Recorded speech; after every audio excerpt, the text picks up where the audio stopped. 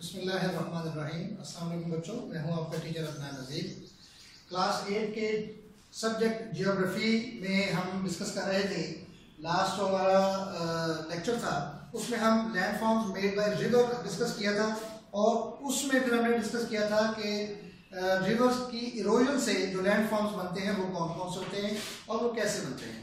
आज हम उसका रिवर का ही डिस्कस करेंगे और देखेंगे कि रिवर्स की डेपोजिशनल लैंडफॉर्म। डेपोजिशन तो मैंने आपको बताया था कि जब पानी जो है वो उसके अंदर का जो मटेरियल होता है, चट्टानों के टूट फूट से जो मटेरियल उसके अंदर शामिल होता है, मट्टी पत्थर वगैरह, ठीक है, वो जब किसी जगह पर वो डिपॉजिट करता है, उनको एक जगह पे जमा कर देता है, तो उससे जो लैंडफॉर्म्स क्रिएट होते हैं हम आज उनको डिस्कस करेंगे।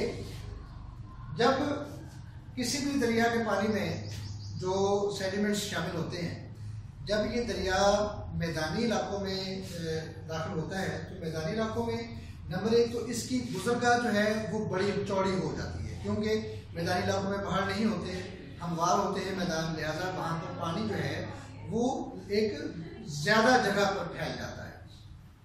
उस ज़्यादा जगह पर फैल जाने की वजह से उसकी रफ्तार में कमी वाक़ई हो जाती है।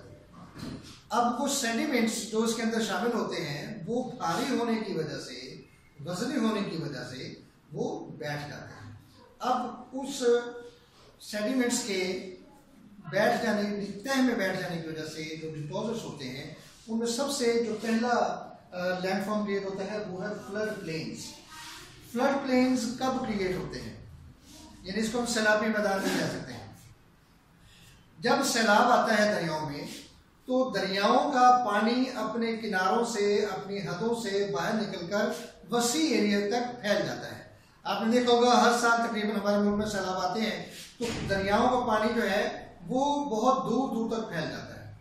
अब जहाँ जहाँ तक दरियाओं का पानी फैलता है, जब वो वहाँ से वापस होता है या वहाँ पर सूख जाता है तो उस पानी के अंदर जो मट्टी शामिल होती है वो उन्हीं इलाकों में ज़मीन के ऊपर एक तह की शक्ल में बैठ जाती है, ठीक है। और आमतौर पर ये जो फ्लड प्लेन्स होते हैं या दरियाओं से आई हुई जो मट्टी होती है ये बड़ी जरखेज होती है।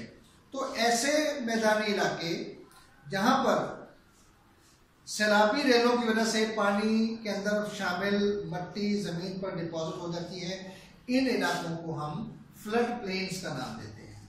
फिर इसके बाद आता है नेचुरल लेवीज। नेचुरल लेवीज क्या होता है, देखिए यहाँ बताया गया है natural levies sand and silt accumulation along the banks of the river during floods make them high enough above the flood plain. अब इसी सैलाब के दौरान जिसकी अभी हम बात करते हैं, जिसकी वजह से फ्लड प्लेन्स जो है वो क्रिएट होते हैं, इनमें पानी के अंदर जो रेत और निहायत बारीक किस्म की मट्टी जिसे हम सिल्ट बोलते हैं वो जो है वो पानी के किनारों पर जहाँ तक पानी फैल रहा होता है वहाँ जो किनारे उसके बनते हैं, ये सिल्ट और सैंड रेत है ये उन किन जगहों पर डिपॉजिट हो जाती है और ये इस कदर ज़्यादा होती है कि ये जो फ्लड प्लेन बन रहा होता है ये उससे काफ़ी ऊंची हो जाती है, ठीक है। तो ये एक पगडंडी किसी शक्ल में, पगडंडी तो हम छोटी जगह को कहते हैं ना, छोटे से रास्ते को, मगर एक मिसाल देने के लिए कि जैसे खेत के साथ पगडंडियाँ होती हैं वैसे फ्लड प्लेन्स के साथ ये बड़े बड़े इनके टीले से बन जाते हैं, ठीक है, एक किनारे की शक्ल में। तो इनको हम नेचुरल लेवीज बोलते हैं। फिर है डेल्टा।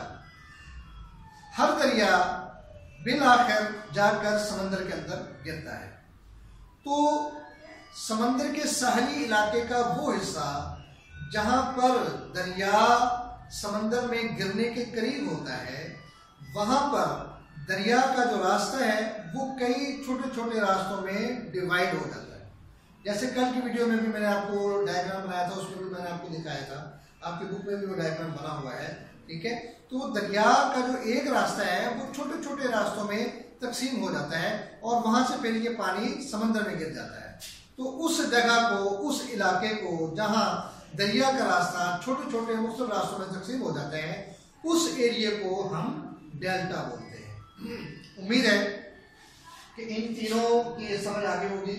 आज हमने land forms made by river और उसके जो डेपोजिशनल लैंड फॉर्म्स हैं उनको आज हमने डिस्कस किया। तो इसके साथ ही हमारा ये जो टॉपिक था land forms made by river, ये हमारा कंप्लीट होता है। ठीक है, इंशाल्लाह नेक्स्ट लेक्चर में हम land forms made by glacier जो हैं उनको हम डिस्कस करेंगे। ठीक है, और उम्मीद करता हूँ कि आपको समझ आ रही होगी।